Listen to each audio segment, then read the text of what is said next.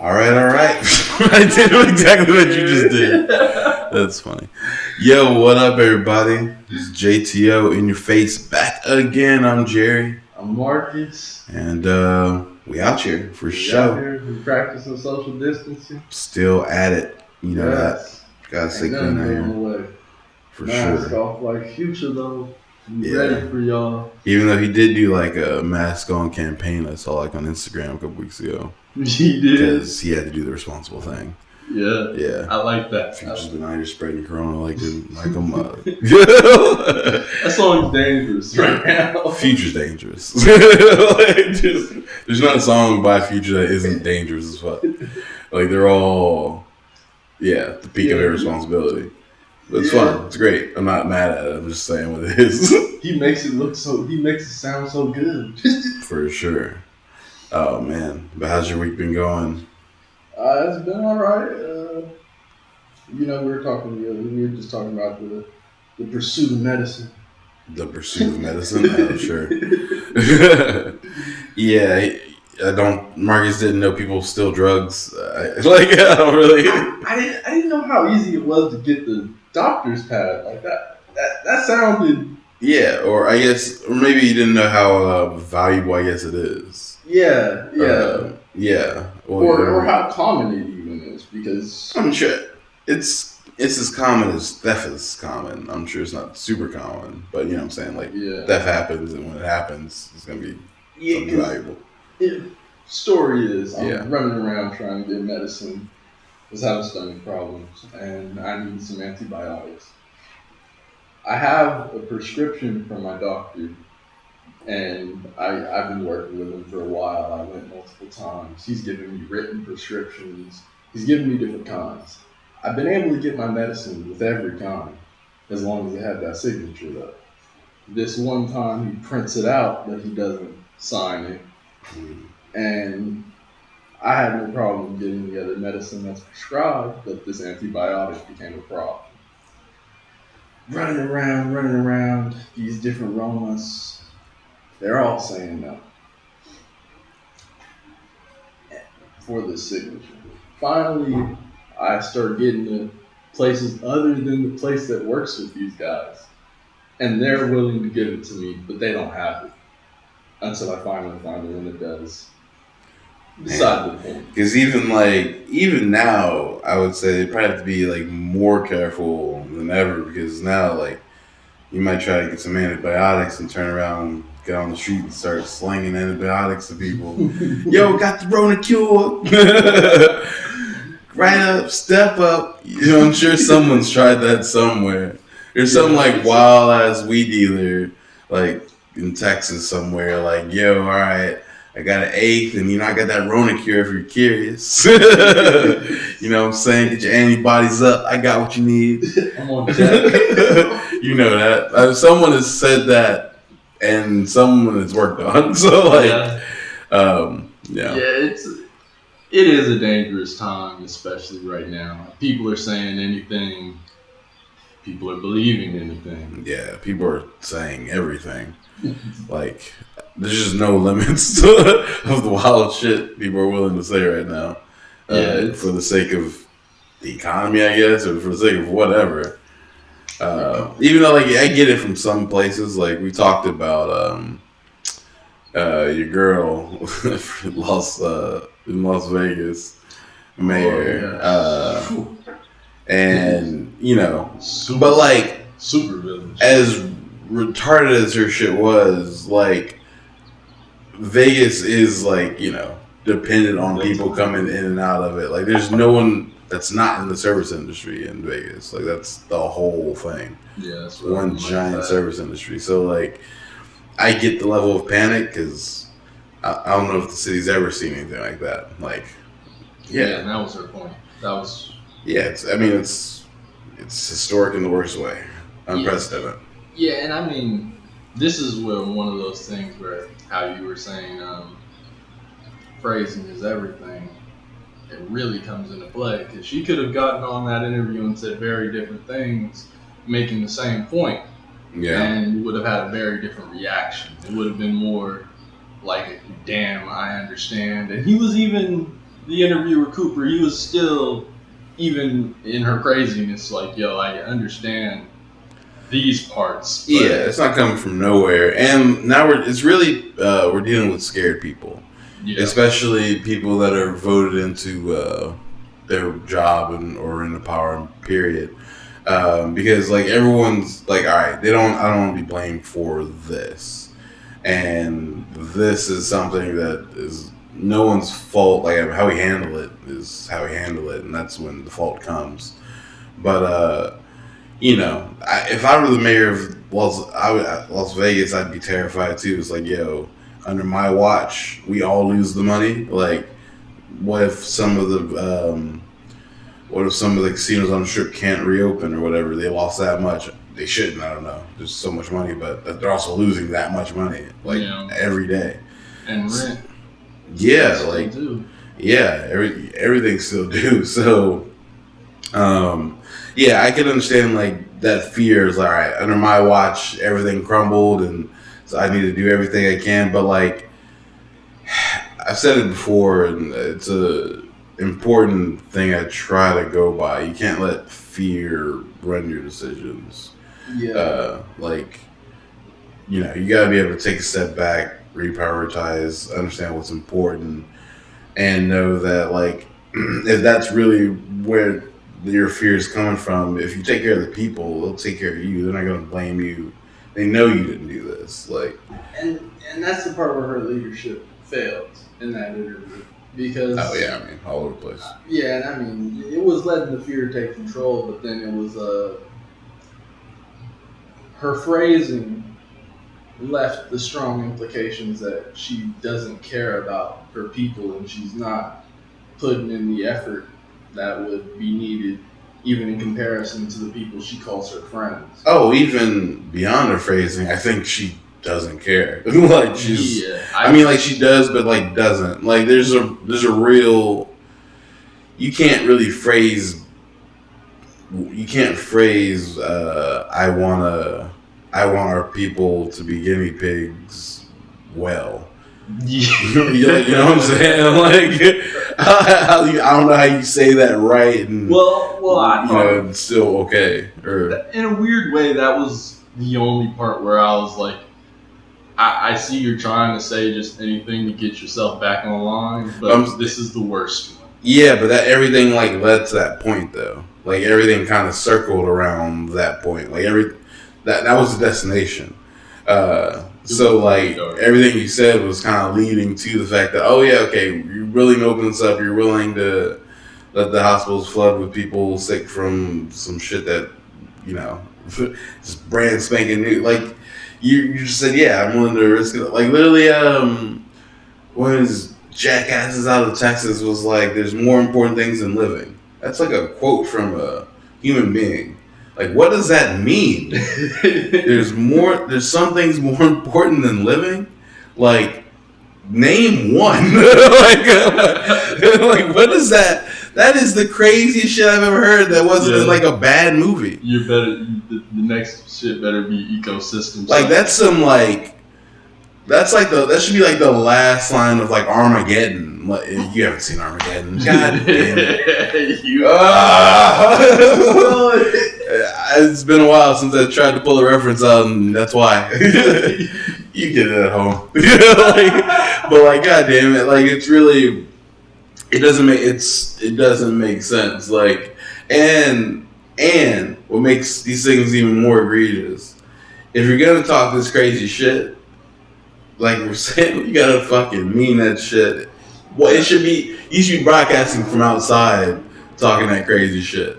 Like it's weird, like you see people like clearly in their living room saying, yo, everybody should be outside right now. Like, it's like, we see you, man. Like, it's a video. And Anderson Cooper, I think Anderson Cooper was the interviewer's name, right? Mm-hmm. Yeah, he really did that interview well, because when he told her like, yeah, so you're gonna be out there, you're gonna be in the casinos, like, I have a family. Like, yeah.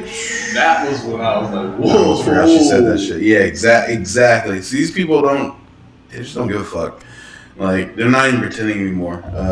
And that we talked about all that last week, but And it's interesting because we even have people that feel this way, because in South Korea they don't have that feeling at all. They didn't even need to say lockdown anything. They just were like, yeah, another pandemic's here. You guys kind of know what to do. Well, see, I mean, at least that helps that they've gone through that procedure like already. Yeah. So it's like there's understanding. Plus, there's probably more. This is not knowing anything really about South Korea. Conformist culture. Huh? More like a conformist culture. Yeah, there's more harmony, I would say, amongst the people. Not necessarily fuck each other, but that they can all be on one accord. Yeah. That's our Achilles heel, really, is being on one accord. Yeah, and I also put it up to the large size of the country. Because, South Korea is smaller, so, Yeah. Pandemic hits, you don't have someone on the other side of the country like, we're not going through it like that over here. Like, no, we're all going through it. Yeah, and they're all South Korean. Yeah. Yeah. That's still everything. It's a shame. I mean, not a shame, but that they're all South Korean. But it's a shame that that's necessary to be harmonious, or at least it makes it easier. Yeah. When the strength of our diversity, we don't use it as a strength. It's our crutch, but it's really whatever. We've done that before. Have you seen and watched anything interesting this week, on TV or? Yeah, I mean, cool? I like watching stuff about dinosaurs and old shit. Oh. Yeah, it's good history shit. Yeah, it was about eggs. It was about eggs. Eggs? Yeah, all the really early animals, they had to lay their eggs in the water. Have you seen? Okay, okay. That took me off guard. Have you seen? There's a video of an egg or of a chicken being born in an egg, but the guy cuts off the top of the egg so you can see inside, and he puts clear wrap over it, and he hits it with antibiotics to keep it sterile and shit. But you see, he inseminates it, and you see the fucking egg, the yolk become an embryo, and the embryo become a goddamn chicken. I have never seen this. Yeah, it sounds amazing. It fucked me up. I wasn't ready for it. It was way too early, and it made me want to throw up. It was gross. Yeah, it's kind of up your lane. I'll make a point to send it to you, and if you're interested in seeing it yourself, then I don't know. Type in "man inseminates egg," I guess, and it's insane. But yeah, I saw it on Reddit, and I was like, "What the fuck?" It's a beautiful process. It was not a beautiful process. That I can say unequivocally. It was not a beautiful process. That was some. They couldn't do that on the ground before. They should still not be able to do that on the ground. The innovation of the water in the egg, that was nuts. No. Yeah, because water in the egg. Yeah, so before, the animals all needed water they need to be in the ocean to lay their eggs and to reproduce. And the earliest animals that came on land, that's how they did it. They came on land, lived life, but when it's time to have babies, they come back to the ocean, lay their eggs. Somewhere along the line in evolution, some animal naturally was like, all right, they plop their egg down on the ground, but they have a hard egg instead of a soft one, and in the egg there's water, so that the baby can grow. Mm. And that was goddamn natural innovation, if anyone's ever seen it. And here we all are because of it. Alright. We wouldn't even be here if it wasn't for no water in the egg. I can concede that, I guess. I have no problem with that fact just being real. Yeah. It was beautiful. You mentioned that egg video was. No. It was it was disgusting. Perfect layup. Yeah, it was fucked up. I feel like Donald Trump saying this. It was a beautiful video I've never seen. All right, so guess what I saw last night? You have to guess. I watched Extraction, that new Netflix movie. Chris Hemsworth? Yeah. Whoa. I realized I gotta check myself because I've realized that I'm kind of a hype beast when I see like new shit, like especially if I fuck with it. It goes like super over the top. You did that. But this movie was incredible. But like, alright, well, I think it was the producers or the directors of Endgame. Dude, that director directed his ass off. I rarely feel that watching a movie. Like, wow, dude, some of the camera scenes, like there's one chase scene. There's a big chase scene like in the middle beginning of it. It's a masterpiece. I've never seen anything like that. The way the director plays with the camera and perspective is genius. Like, it's really over the top. Like, it's real. I can't really say enough about at least that scene.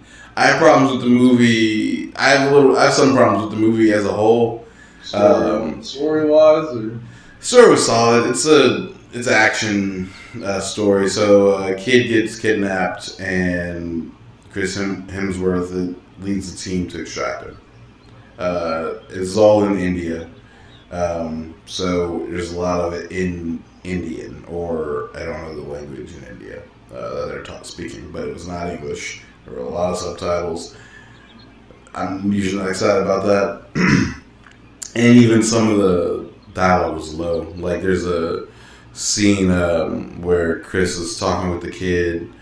They're having it's a scene they're kind of getting to know each other, kind of thing. Like we're learning about his backstory and kind of the kid's backstory. I couldn't hear the kid the entire time. It was just so low. And Chris Hemsworth he's Australian, like he's an Australian man, but he's Australian in the movie. So he's speaking like he's Australian, and that shit turns into jibber jabber, son. Like it's just really muffled like grunts, and you're just like, all right. But none of that shit matters. This shit was fire.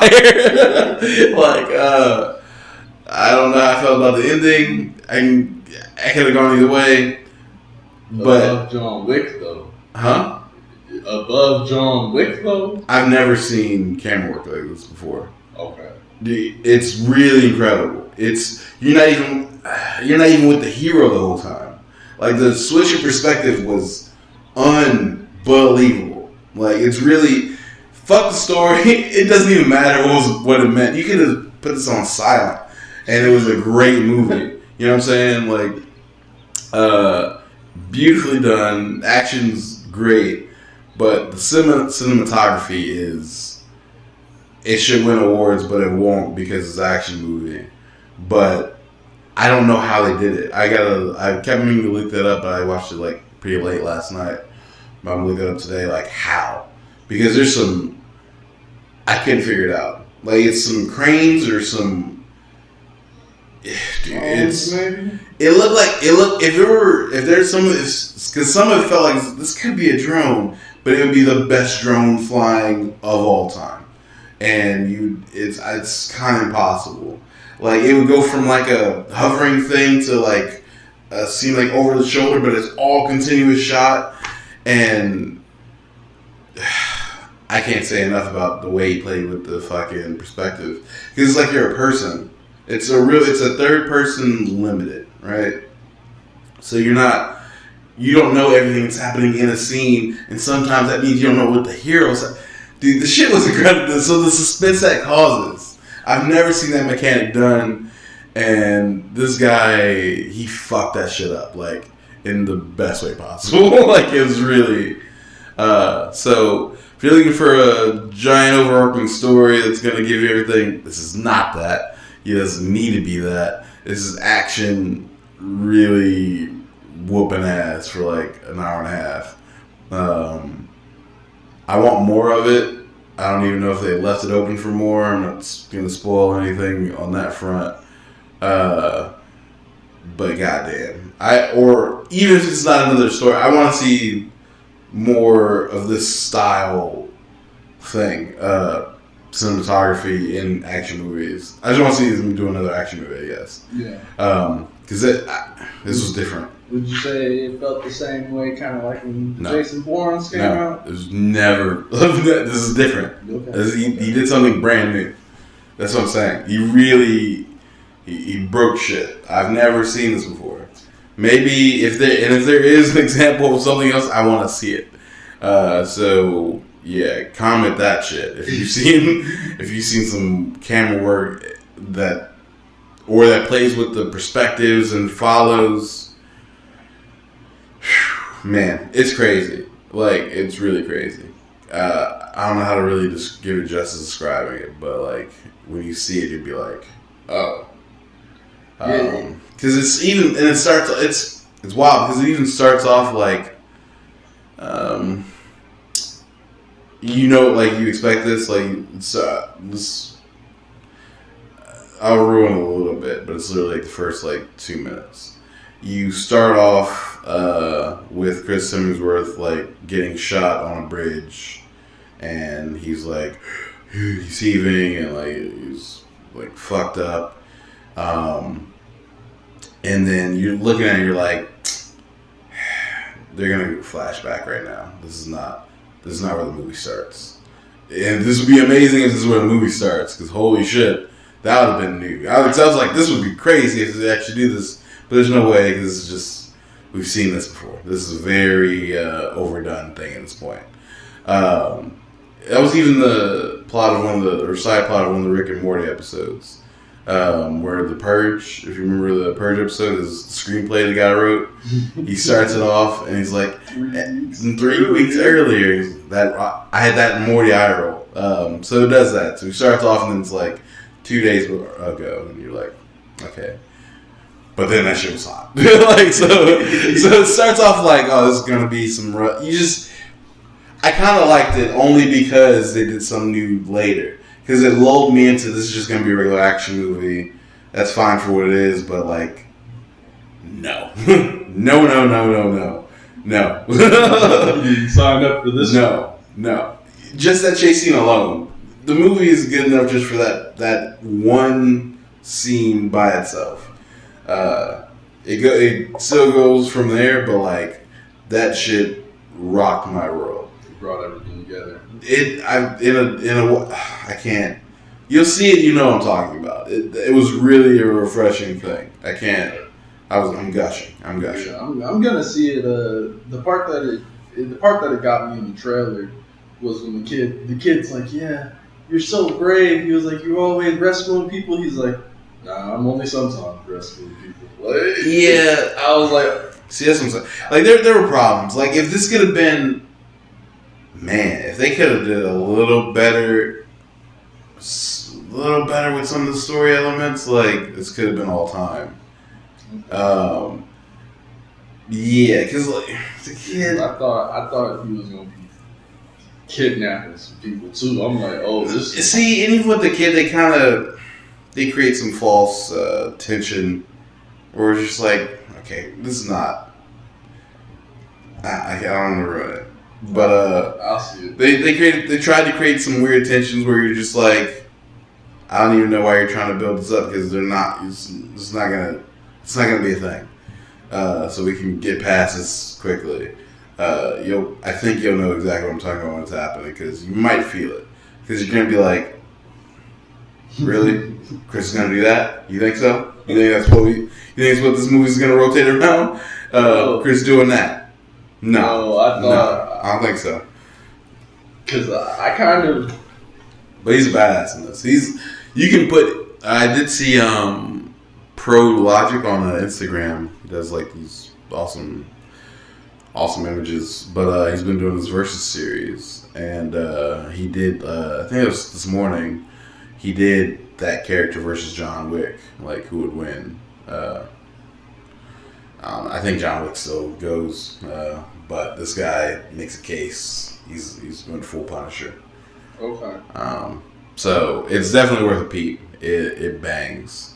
Yeah, because like when you first start, your first comments and things made me immediately jump to John Wick. Like, is he a John Wick though? Like, is it that? Oh no, he's that vibe. Oh, he's that. I mean, that's not even that's on the table. Like bodies are dropped all over the place. It's crazy action filled. But the way that cameraman and that director got in there, dude, his ass off. This is a cinematic masterpiece from that scope. But yeah, story problems and a lot of subtitles and yeah, whatever. But doesn't matter. It's worth it. It's worth the peep. I will watch it again. This is that scene. Turn that shit off afterwards. It's like no, honestly, it goes on. Like it's good. It's good. I like it. I can't. Okay. I rocked back and forth a little bit, but like that alone, because it was just new. You saw that 6 Underground? Yeah. That they did also. They also kind of went hard with their camera work on there too. Yeah, Michael Bay's tight. That's what I expect from him. I expect explosions and over the top. Netflix movies have been going hard lately. Yeah, they're putting up those budgets for sure. But like 6 Underground was cool, and I appreciate that one a lot, mostly because it's featured this guys from Store, who's a parkour group on YouTube who I watch every week. So they were in it, and that was tight. That's a fun movie. Yeah. I didn't like this. You saw it, yeah. You saw it. I didn't like the setup. That part was really stupid. Like at the very beginning, like, do you know what happens after you die? Because, and especially for Ryan Reynolds, it was a particularly stupid thing to do, in my opinion. Because he did do the movie R.I.P.D., which was about dead ghosts or dead police officers fighting crime or some shit. So, like, he's done a movie where he's been a dead person in an action movie, and he starts this off like, this is that. You know what I'm saying? Like, felt too close. So, I mean, to the point where not even like I didn't think they were the same, but when he said that there was a chance that he was actually dead, this was a movie about a dead guy fighting shit. Like, it could have been a paranormal story. That's not outside of his range of things to do because he's literally done exactly that. So, to use that as like a misdirect or it was the worst booking, like, in my opinion. It was just a complete. You could just cut that off. Like, there's no point of it. Yeah. 6 Underground wasn't like it wasn't great, but it was good, and it was cool.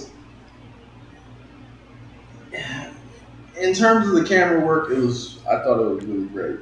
In terms of storyline, it wasn't impressive really, and action. I liked it. It was cool. Yeah. There's nothing I hadn't seen before. I mean, some cool parkour shit. And it was good action. It was just good. This is different. Okay. That's what I'm saying. Like, this is uniquely. I've never seen some of this shit before. Yeah. Like, I can't say that enough. Overall, you'd say it's great, though. Overall, I've said because you stressed the one scene hard. That is worth a movie's worth of excitement because it's completely new. I can't express that enough. You've not seen this before. Okay. It's really different.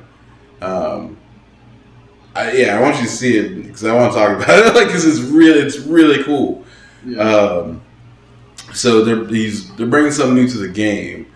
I don't even know if it could be implemented. Whatever. I can go on, honestly. But, overall, the movie's cool, but the cinematography's a 5 out of 5.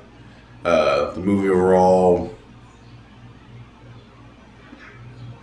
4, solid 4.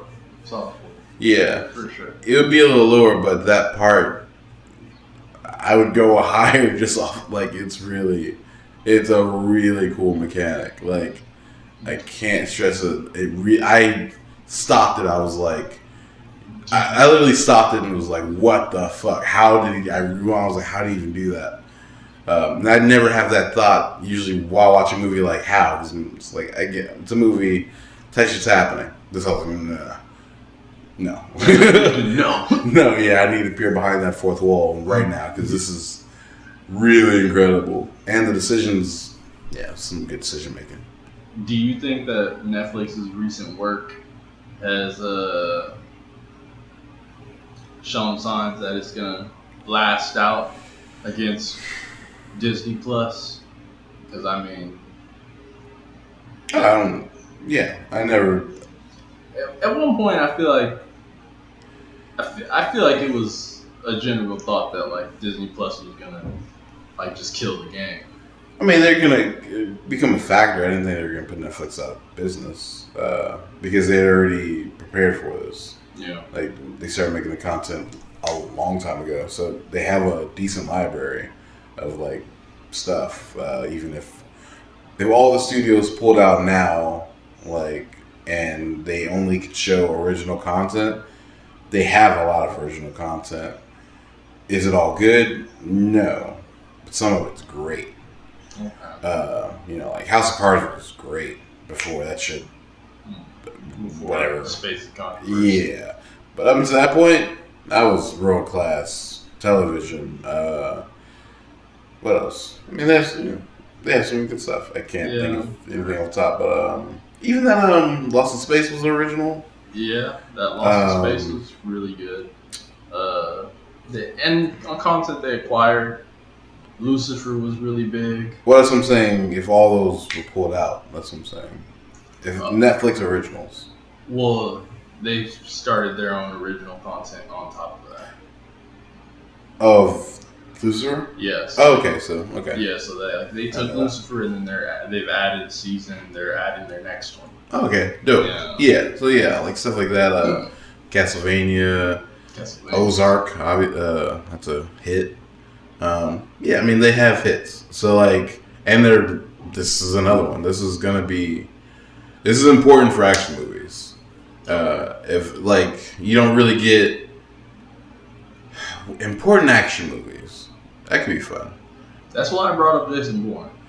Jason Bourne, yeah. See, Jason Bourne was important because it gave you that real... shaky, all over the place. Yeah, but it was like intimacy in the fights. And like the simplicity. Like it was kind of stripped down. Like in that first...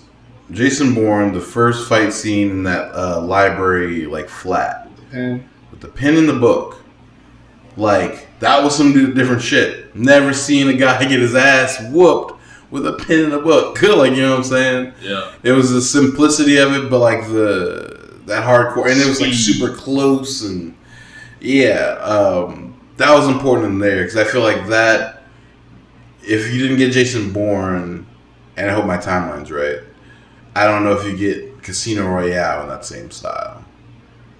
Yeah, I think your timeline is right. If I am, then I'm not 100%, but I'm pretty confident.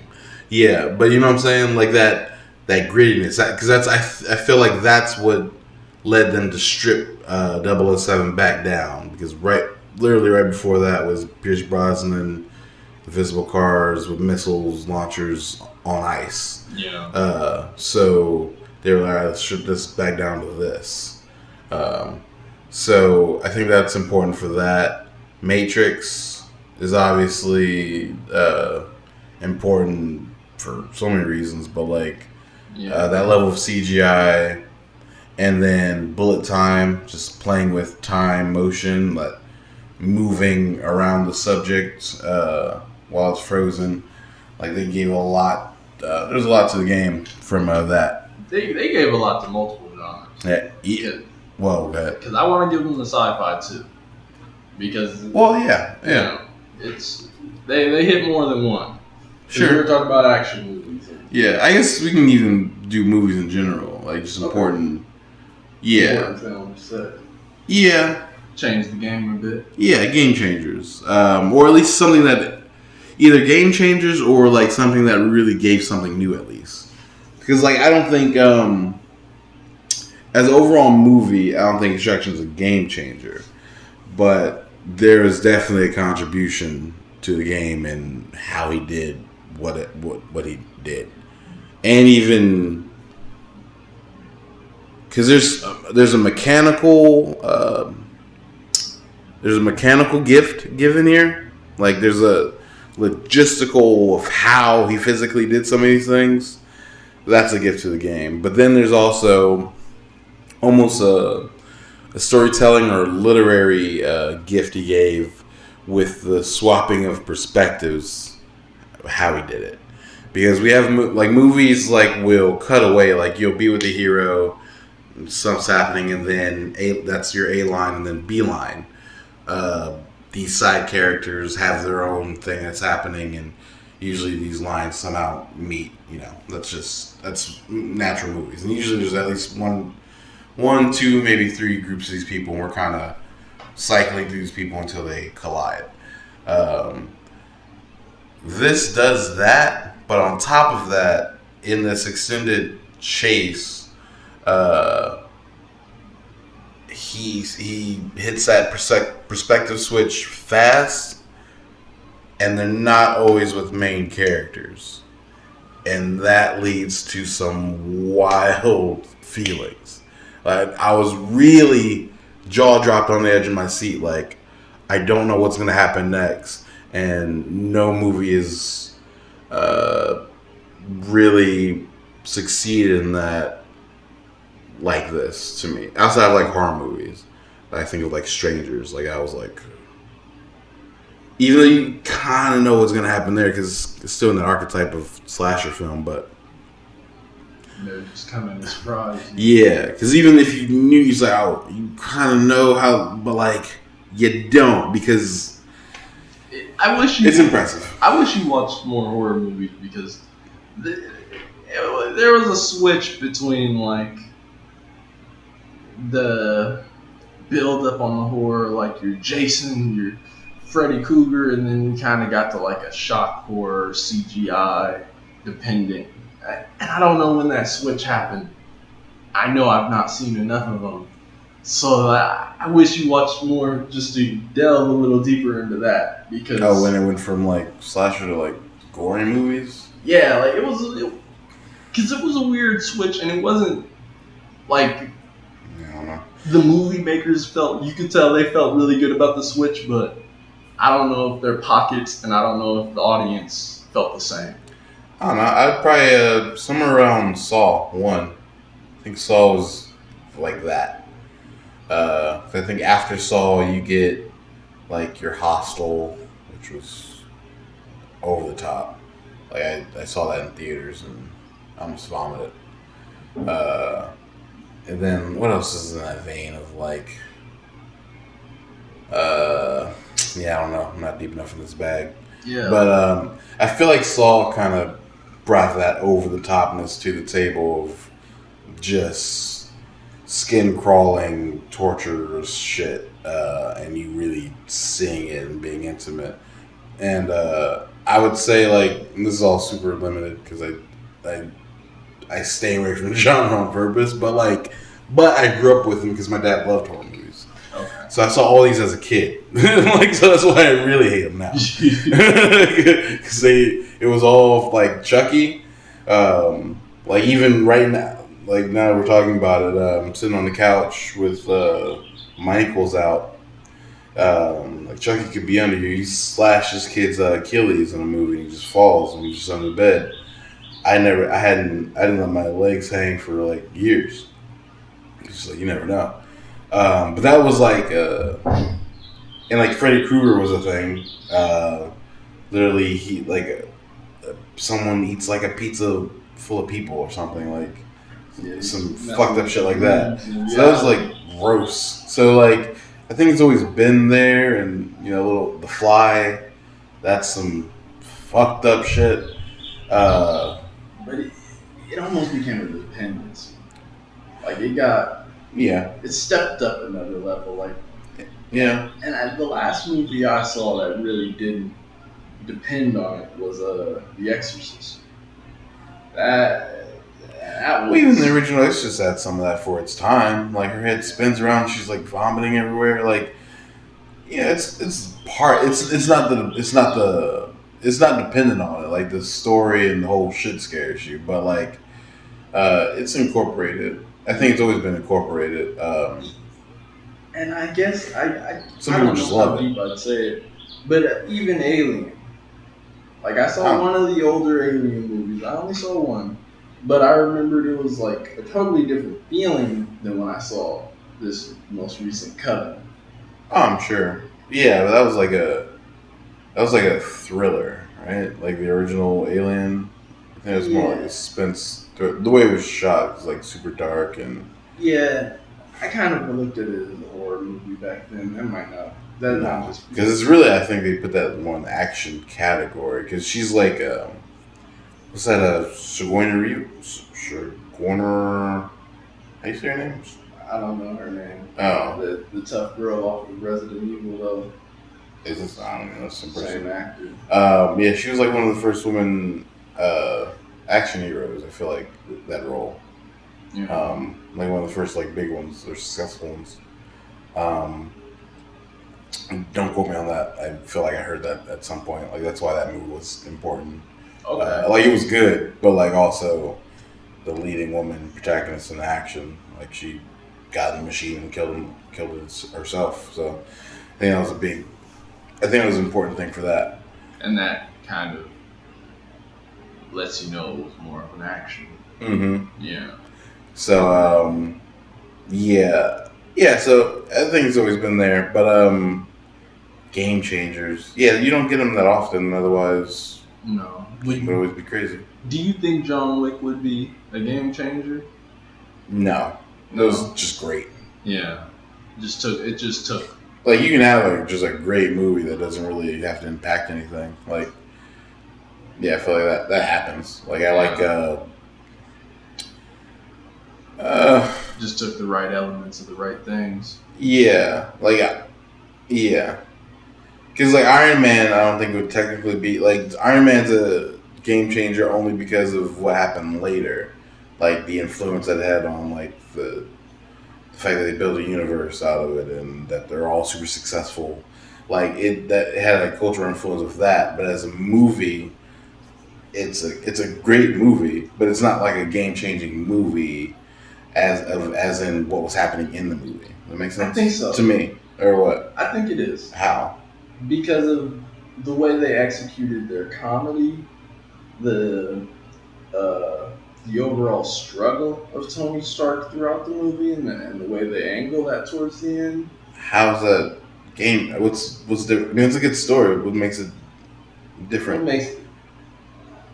You're right in that it only is as much as what it did later, but the reason I would say it's such a game changer is because a lot of the movies that followed have similar. Like I've always said that Marvel movies are kind of running on a recipe, and I feel like that recipe started at Tony Stark's Iron Man, or Robert Downey Jr.'s Iron Man. Blade.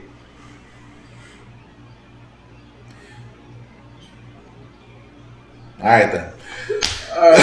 So next topic. So, what the fuck we're talking about? Like, that was, they did 3 of those. We're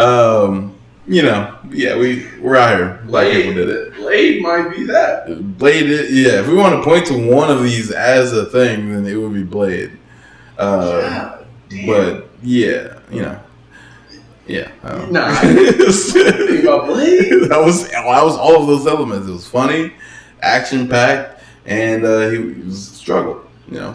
I mean, that's just any crux of any movie, but like. Well, the thing, my big thing was that. But that is the formula that you're talking about. The Iron Man formula is the Blade formula. Yeah, and maybe they just refined on that and then they took it forward.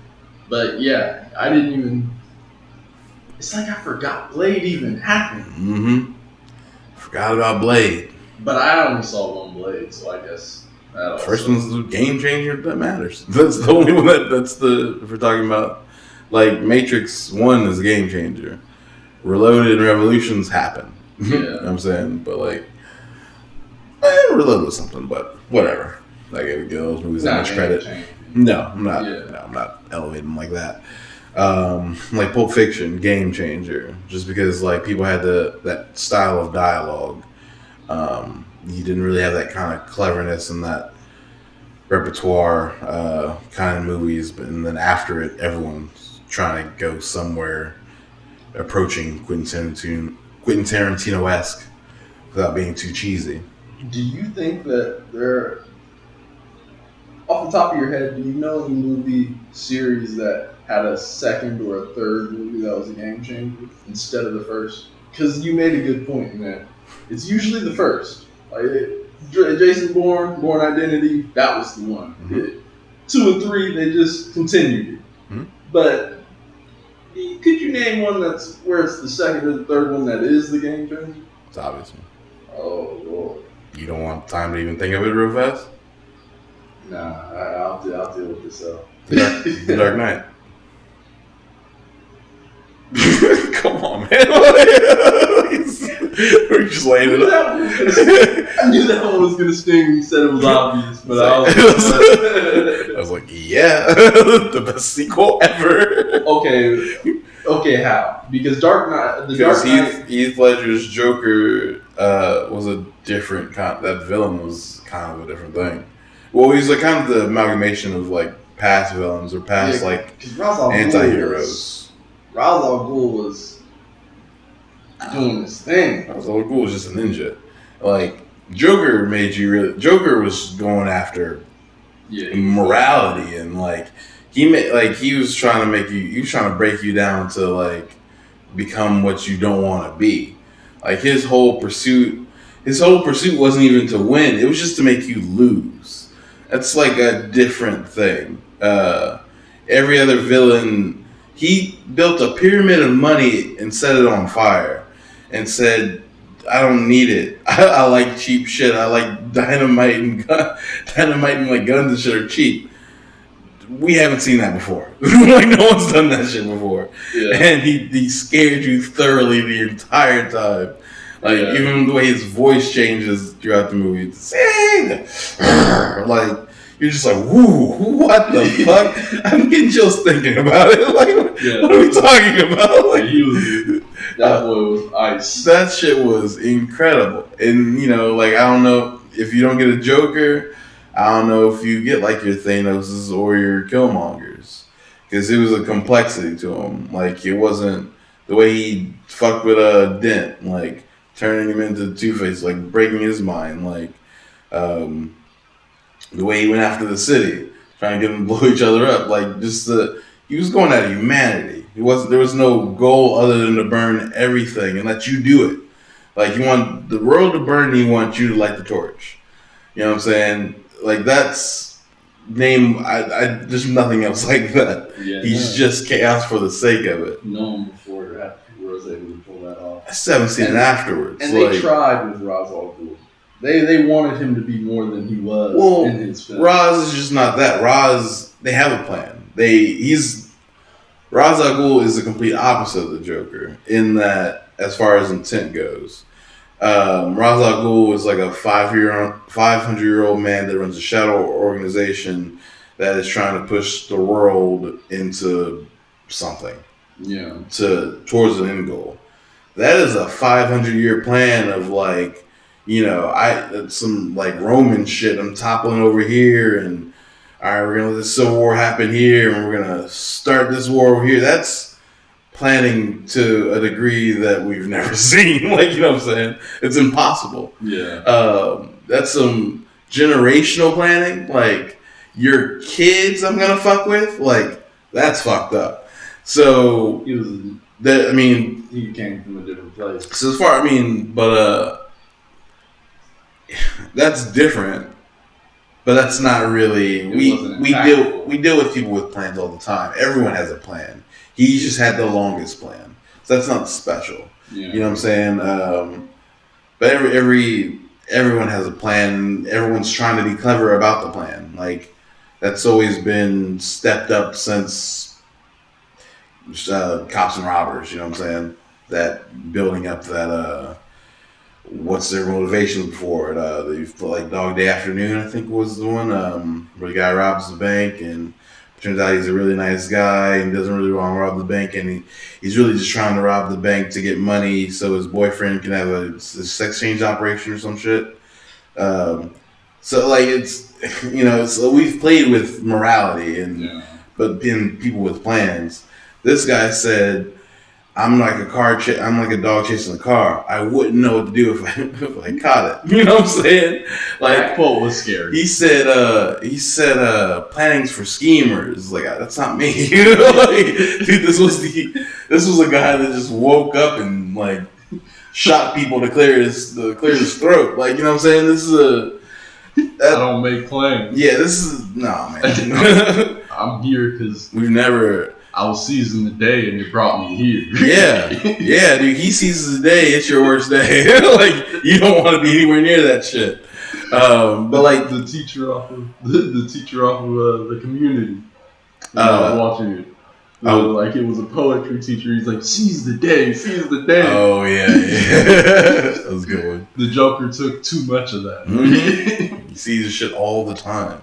So no, we haven't seen anything like before or after. Like even the last Joker was great, and that could be a game changer. Only for this, and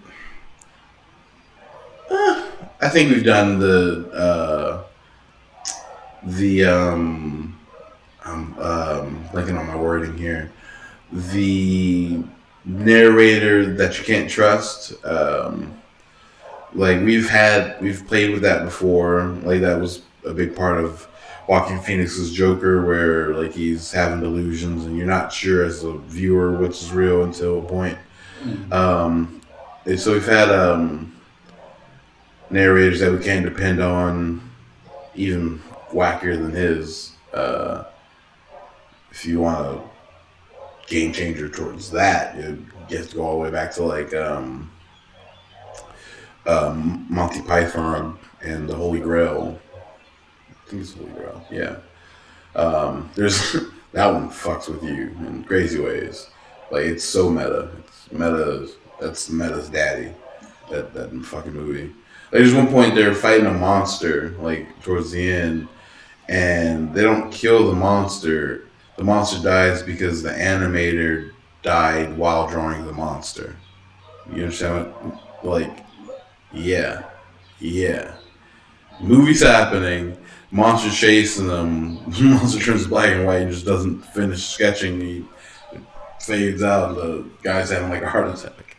Like that's, and then it's just over. It's like, yeah, the monster's dead. Yeah. Okay. Yeah. That's meta, and this is a long time ago. This is like some 80s, maybe 70s shit. I saw a Monty Python movie. It obviously wasn't that. Yeah. But then that's just one thing that the whole movie fucks with you. But yeah. So that's like, for reaching back for game changers, that would be up there too. For without that, and even without like your Mark Twain and stuff, you don't get your Deadpools and whatever. Or every time Jim looked at the screen in the office, you don't get those fourth wall breaks without people first doing it. You know what I'm saying? So that whole whatever, even Office is a game changer. This isn't a movie, but that faux documentary style, it's been redone every time you see someone. I was just watching Black AF, which is. You like it? I didn't feel like I'd like it based on the trailer. I've never been more on the fence on something. There's some good jokes. There's some really good jokes. There's one joke that even got me. Was like, oh, okay, man. I can't remember what it was. It plays with some things. I think I like it. I'll need to actually finish the first season to really get a full opinion. Because it's enough to keep me watching, but I don't hate it. That's good, because some stuff I just turn off. So it's not that. It's clever. It's meta in a Curb kind of way, but not as clever as Curb. but it's clever in a. I forget the guy's name, but it's literally okay. I'll just give you kind of what it's about. It's about the guy that made like Blackish and Grownish, and I guess he's done like at least 4 other movies and some shows and shit. So it's about him and his family, and he has 6 children, that's the whole thing. But it's about one of his daughters is filming a documentary to get into film school. So that's the casing for the whole show. Yeah. That's why we're seeing it, as it were. You know what I'm saying? That's our lens into it. So let me, I guess, drag the Office point. That is the Office style. Just a documentary framing to watch these characters. That's not actual documentary. That's cameras. That's the Office's formula that they gave to the game. So that's one. So now we're done with the Office there. Black AF. So you're following their life, kind of, or the daughter capturing their life. The parents are fucked up. Like, they're successful, but they're just terrible. And the children are dysfunctional because of it. But then also, they're black and rich, so that comes with like they deal with some like problem. Like, why do we stunt? Like the whole first episode is about like why do black people just stunt? Like why are we doing this? Because like he's him, and then like he meets like another big executive producer that's done like he wrote Modern Family and that whole list of shows. But like the point was super successful, more successful. Yeah, he's done like hit TV shows for the last like 3 decades, and he pulled up in like a Prius, and he was wearing just clothes like maybe a blazer, jeans, and shirt, whatever, comfy, and he's in like a Gucci fucking wild ass like Gucci sweater, and the car's so it's like a race car, like it's a race car. Ferrari. Yeah, all customed out, like all that shit. And so the guy roasts him for being this flashy, but like in a very like not like, but like in a very like, oh yeah, so no, I see you're on Tokyo Drift Time. It's like what they said. That was the joke that got me in. That's what got me in, because this is like early in the episode, the first one. Because he's like kind of throwing like little jabs. And he was like, oh yeah, we have to meet up. Say, oh, what time is it? Oh, never mind, I see you're on Tokyo Drift Time. All right, cool. And I was like, that was a great joke. We'll finish this. So like, and so the whole thing is like that, him dealing with that kind of feeling like, it's like it's a stick, like who's like it's for me, like he has his chain. He's like, I want to sell the chain, like so. He's dealing with that kind of angst, which I can appreciate. That it's interesting because that's on really whatever. It's an interesting conversation. So that's kind of the crux of the whole thing, like deep black or black kind of problems or black culture things that they kind of have to deal with in like this world, and it's kind of all just meta around him and his family for TV. Yeah, I don't know. It's cool. It's not a game changer. It's cool. It's interesting. Yeah. It made me want to watch Curb. Because Curb is like just a better version of this. It's not even, they're honestly not even the same. I don't even know why it made me. Maybe because like the cleverness of it kind of feels like it wants to be, but it's scripted, so it's not even really. I don't know why I'm comparing them. I really don't. But I found it's not the first time I've done it. They don't though. That's what I'm saying. But it's almost like one wants to be. It's almost like it wants to be Curb, but I don't think that's true. So I don't know why I keep trying to force that to be true in my mind. This is not the first time I've thought this. I was thinking that as I was watching, it was like, They want. That's what it was. The only reason I make that is just because Larry David's the writer, and he did shows. So it's a show about a showrunner, and that's what this is.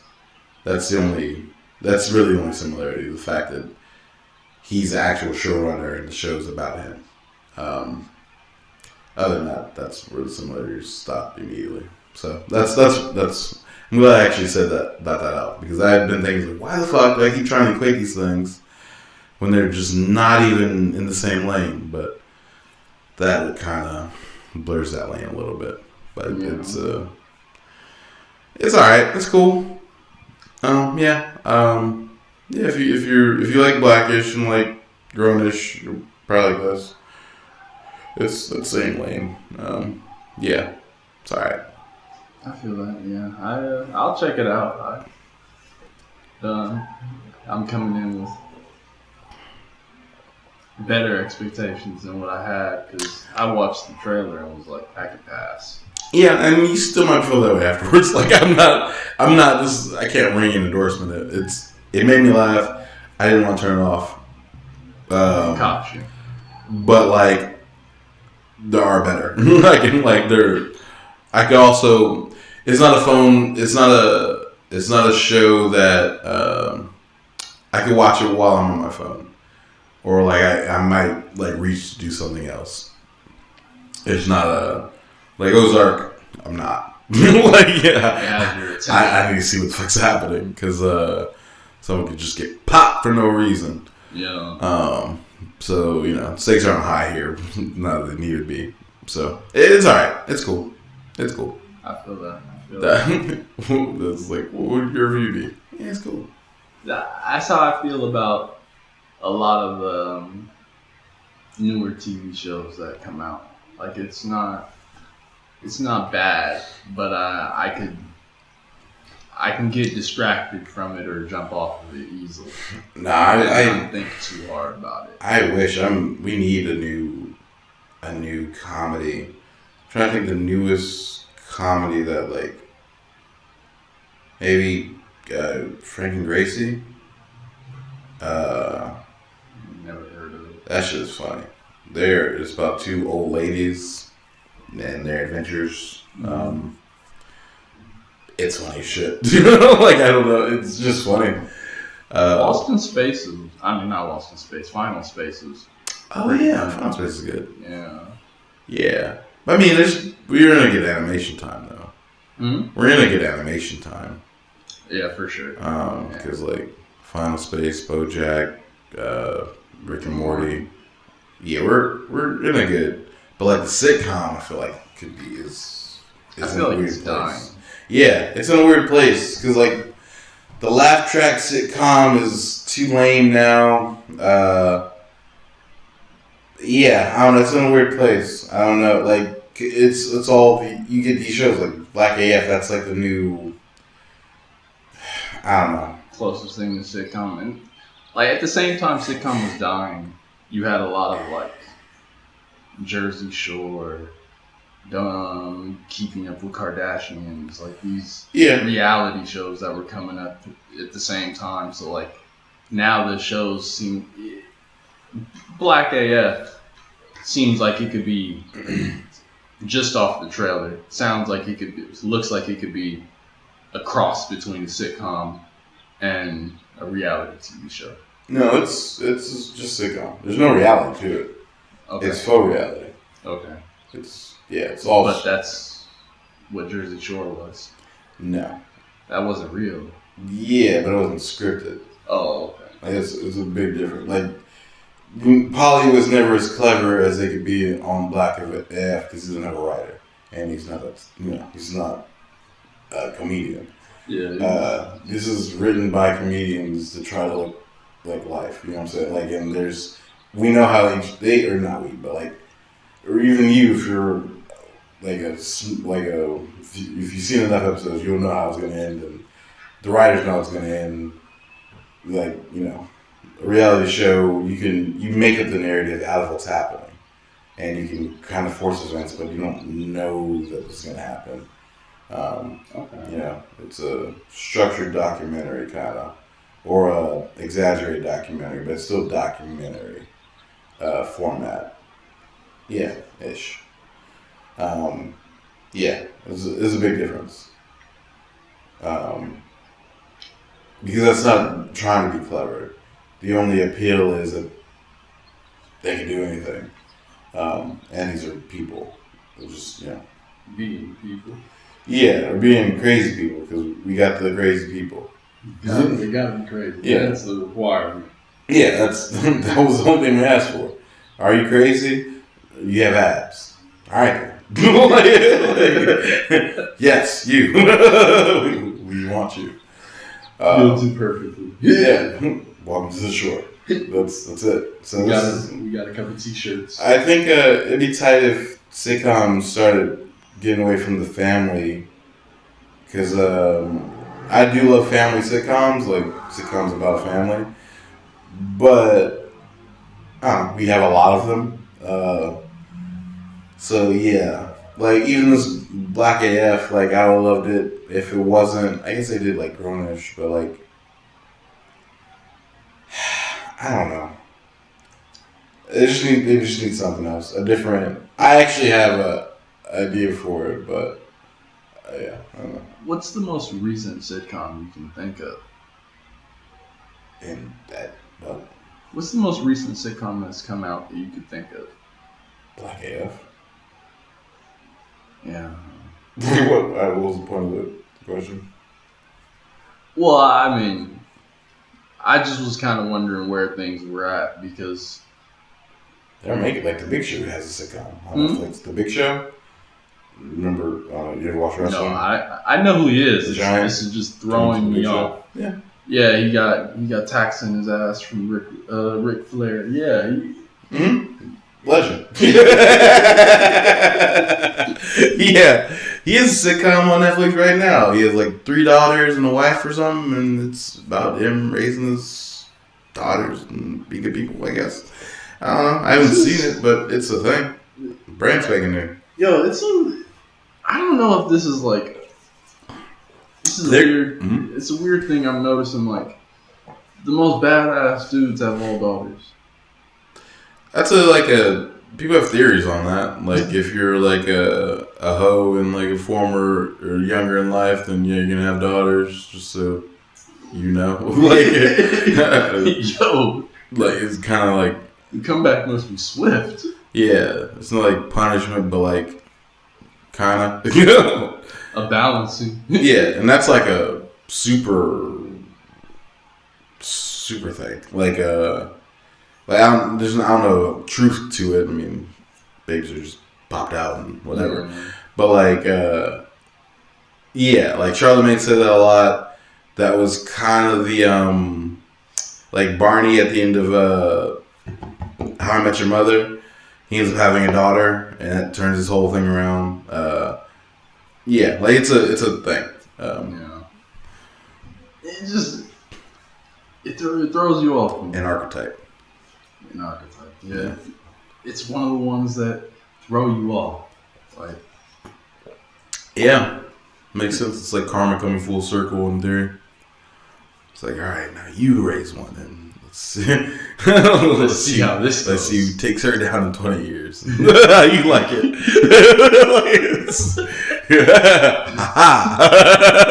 Everyone that believes in God, you gotta believe he's playing game at 100 on you. And you can argue that those are the best people to raise daughters.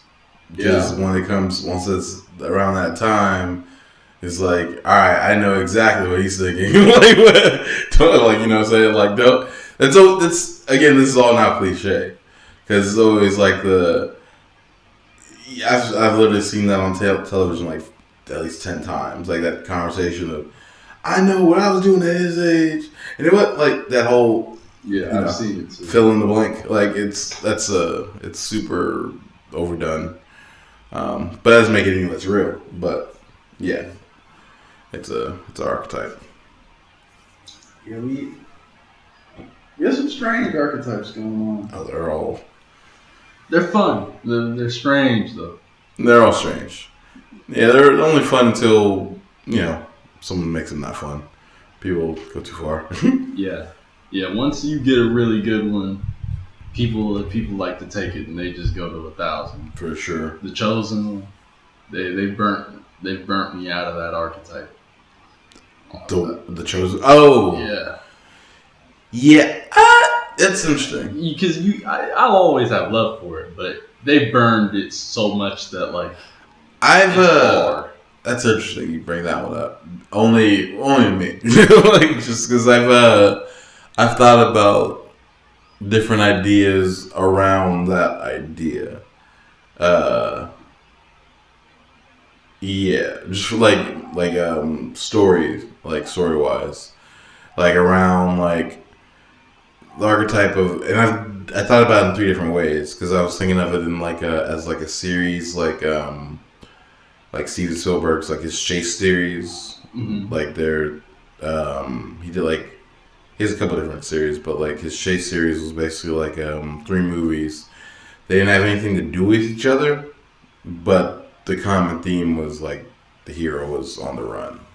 It was E.T., Catch Me If You Can, and there's a third one that I'm blanking on. But they have nothing to do with each other. Not Gone in the Wind. No. Okay, good. I don't know why that even came up in my head. No. But they have nothing to do with each other, but that's kind of a common theme. So this is along those lines. You can, it's I don't want to go into the whole thing because they're not fleshed out or fully written. But I've thought about that idea of playing with the idea of the one, just in 3 different ways, from 3 different angles. Because I agree, it's an overdone thing, but I think you can kind of refresh it. For sure, and I mean, in Star Wars, in their most recent trilogy, they played with it a lot. Rey is the chosen one. No, your parents were bums and da da da da. I saw. Took it, gave it, took it. I saw. I didn't like those movies already, and I just saw a wisecrack breakdown of that trilogy. And that just sent it over the top of how trash those movies were. No, this is J.J. Abrams. You can go fuck yourself. I've probably already made it clear I feel that way. But basically, it was a really good wise. I mean, they're all really good, but their breakdowns are crazy. Yeah. But basically, his thing was it was a belief that history is cyclical, right? Mm-hmm. So that history repeats itself and things will happen again, right? But there was another philosopher that kind of took that further in that history is cyclical, but when the event comes back around, it's more of a farce of itself more than the actual thing. So so he sets it up to say that the original trilogy, the original Star Wars, and this last trilogy is supposed to mirror the first trilogy, almost not shot by shot, but almost they do very similar shots. They go back to some of the same places. The main story, do you remember the character names at all? Somewhat, yeah. Who's the main bad guy? He had Kylo Ren, and what's her name? Rey. So there's that scene where he reveals to him that he was her brother or cousin or some shit. Mm-hmm. They're related. That was to mirror the I am your father, Darth Vader, Luke. She's Luke, he's Vader. They brought back Palpatine. There was not even a reason for that. He died in the end of the second trilogy, and then their only explanation for him being back is it was a soldier. Palpatine somehow survived. that's all. So he was only there for the sake that he was the villain in the first two. Like, that's what this is from J.J. Abrams, and this is from in the breakdown. Like, him quoted like, "Yeah, we're trying to mirror this, and it's supposed to be different, but like, not." But it was like, so it was supposed to be the first one, but it was worse, as in history repeating itself, but a farce of itself. It wasn't his intent to be the farce. It just ended up being that because that's kind of what happens. That was the theory. Playing out. Yeah, exactly. So, yeah, it's an interesting breakdown. If you had never heard of Wisecrack, they do great breakdowns of movies and television through like philosophy. It's really good. Jared is like incredibly insightful. Yeah, dude, they did let's talk about Wisecrack for a sec, because they did him and one of the other guys did like a one-on-one talking about Pulp Fiction. I already love that movie. Like, they made me love it so much more. Like, this breakdown was incredible. He was even impressing the guy he was talking to. Like, he was just like, oh shit. It's like, let's just keep talking about it. It's like he was kind of, because I don't know how that was set up, because that one in particular. Just because, like, Jared's, like, the main guy. Like, he's the guy that gives you most of the deeper breakdowns or whatever. And then there's another guy, he does a couple of his own, he does breakdowns as well. But, they're just different. Jared's just the guy. So when they did this one, it was kind of like, it's the other guy's show. I wish I knew his name. It feels disrespectful for as much as I've watched him. He's doing this, and it's kind of like, he's like, yeah, Jared, you want to come do a Pulp Fiction breakdown? And wait, this is a guy from a different channel? No, he's a Wisecrack guy. He wears the hat usually. I just don't know his name. Jared's just the guy. Like, he's the main one. Yeah, and he starts everyone, "Hello, I'm Jared." So it's stuck in my brain. So they start doing the breakdown or whatever, and Jared's like giving his insight, and you can see on his face like, "Oh shit, I hadn't thought about that way." And I'm the same thing. I'm like, "Oh shit, I hadn't thought about that either." Like all the references to food, or like what they're trying to do there, and like just bringing the familiarity or the way Tarantino plays with time in the movie, where it's like super like deadlines or high stakes, but people kind of meandering in towards that goal. Where it's like in every other case, everybody would be like all the way on 10, like super sharp, whatever. But like there's a woman dying on the floor and they're arguing. Like couples having like a full blown just argument because they're just people. Like, you know what I'm saying? Yeah. Like, and she's dying. like 6 couldn't be higher.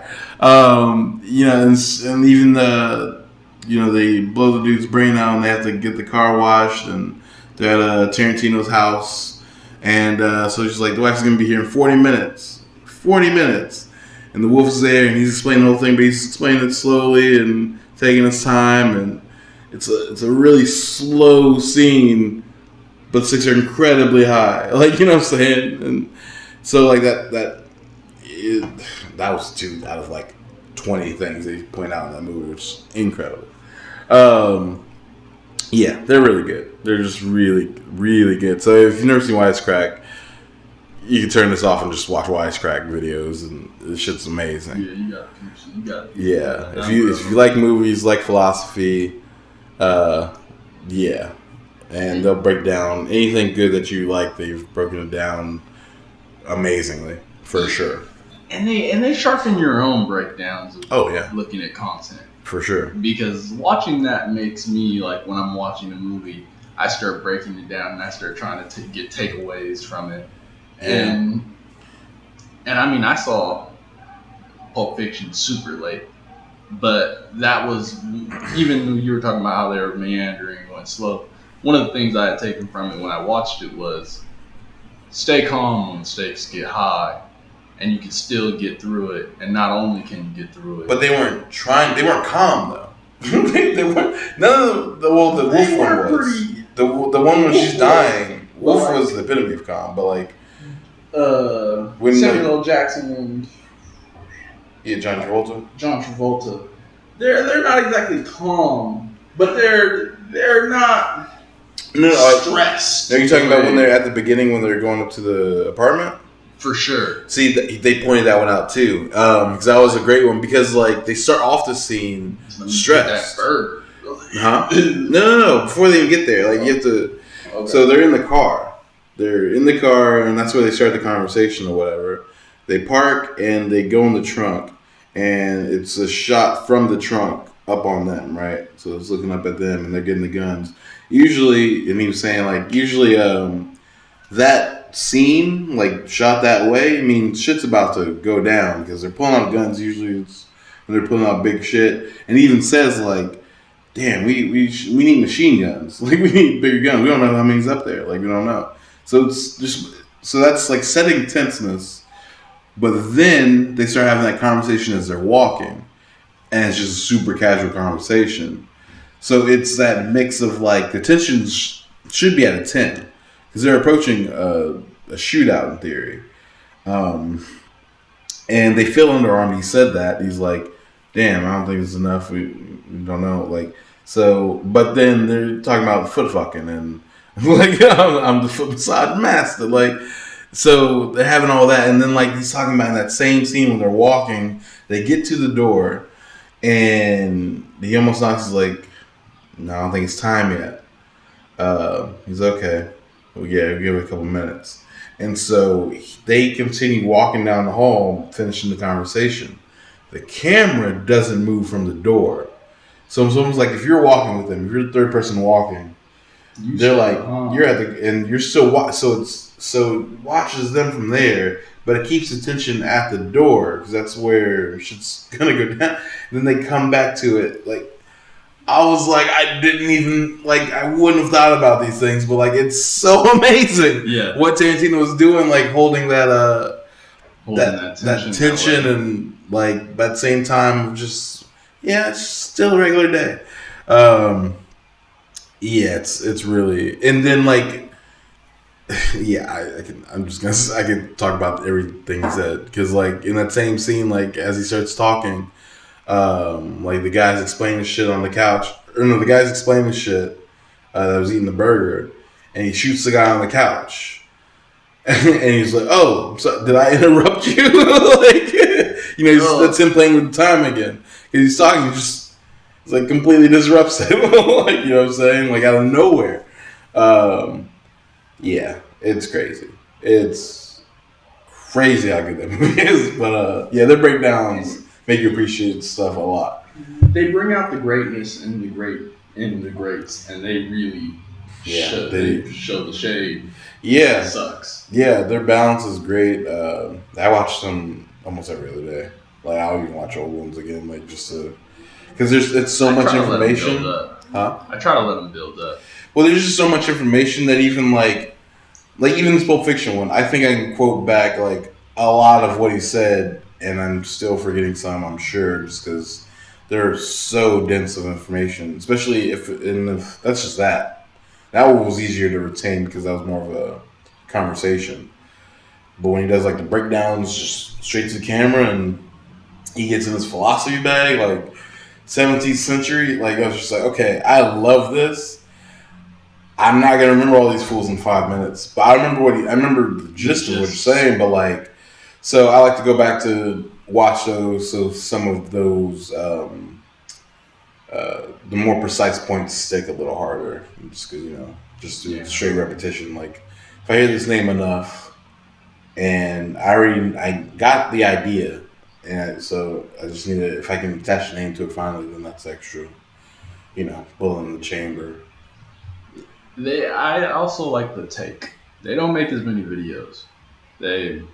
Not even close. Yeah, I hope they. Even now when I watch, like when I was watching Extraction, I was like, I was kind of bummed, like halfway through, because I was like, man, I wish they would do like a breakdown of this, like a deep or dumb, but this isn't really a deep or dumb. Yeah. And then there was kind of a twist in there. I was like, oh, they're trying to make it fun. They're trying to go for a bigger point. It's eligible now. I truly felt that. That movie made me feel a whole lot of things, dude. Like in real time, because I really had that little mini conversation with myself. I was like, "Damn, that sucks." And then like a couple minutes, I was like, "Oh shit." They're trying to build a philosophy. Let's go, Jared. That signal went up. You know what I'm saying? I was like, I think it's eligible now because I want to hear him talk about it. Only because I want to hear him talk about that scene, but that they don't do those breakdowns. Like that's not. But if there's something bigger, then I think we can bring it in because. And he's smart. They're so smart. So like maybe even those scenes make it eligible because he is doing some real it's some literary like the third person limited. That's like movie arcing stories like literary stories kind of play with that kind of thing. So like there's merit in there. I'm sure there's a deep merit that I just can't even wrap my mind around. I just know it's great and they did that shit. Jared can tell me how they did this shit and why it's great. And I want it. That's what I'm saying. That's more of the story.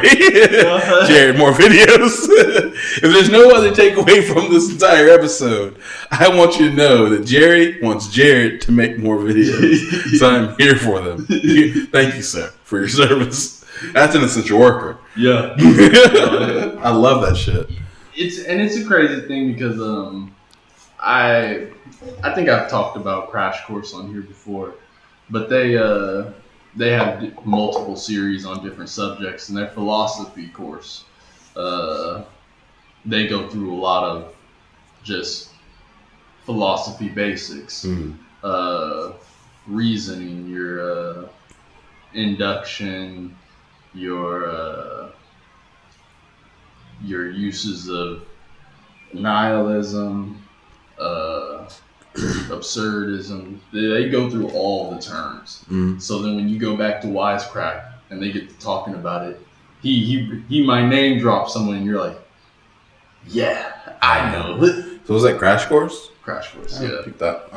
Check that up. See that I don't know. Yeah, and they go through all kind of subjects. I really like their mythology course. I like mythology. So. Yeah, because they go through. You get to the Hawaiians. You get to some of their stuff with. It's about different mythologies. Yeah, not just like Greek. Yeah, for sure. Okay. That was interesting. You get some of the Norse ones. They're jumping all over the place. I'm interested. Egyptians. I'm interested. Interested is a weird word there, but like how in 100 years, if they're still. If we're still doing our thing, how they will talk about American mythology, or if that'll be a thing. I think we're in a heavy mythology era right now, in America. Like our Marvel and DC heroes are those heroes. I know, like some of them are kind of based on other mythologies, whatever, but like. I imagine we feel about those heroes how people would have felt about. Nah. Why not? You don't sacrifice to Thor so that you can have good things happen. You know what I'm saying? Like we hold them in the high regard, but we just don't. We don't have that worship. That worship is the X factor. Like I want to know if Christianity will become a mythology and how long that'll take. Wait, it already is. What do you mean? That's already a thing. We don't talk about it like it is. That's the thing. Okay. Wait. I think we're mixing things, or you're mixing mythology and religion. Most mythologies were religions. It just took a little while for the people to fall out of it. Okay, and then you're left with just the. So I mean, Christianity's like there. And Christianity is another religion, just like the Norse gods, the Greek gods. Those were religions. They had their own theological structures. Where take me to Rome. Rome, they worshipped the Roman gods, which were just bastardized. But Greek they gods. still. No one prayed to Hercules. No, but he was a hero. But you did pray to Hera for your marriage, for your Aphrodite, so that you can woo your other partner. You know what I'm saying? All right. How about this? If you're a builder. All right. We're gonna put a pin in this because I want to talk about this, but I don't know how. I don't know what angle I'm coming at it with. Okay. So I want to think about it, and we'll put a pin in that, and we'll get to it next time. And we're at 1:30, so we can we've made it.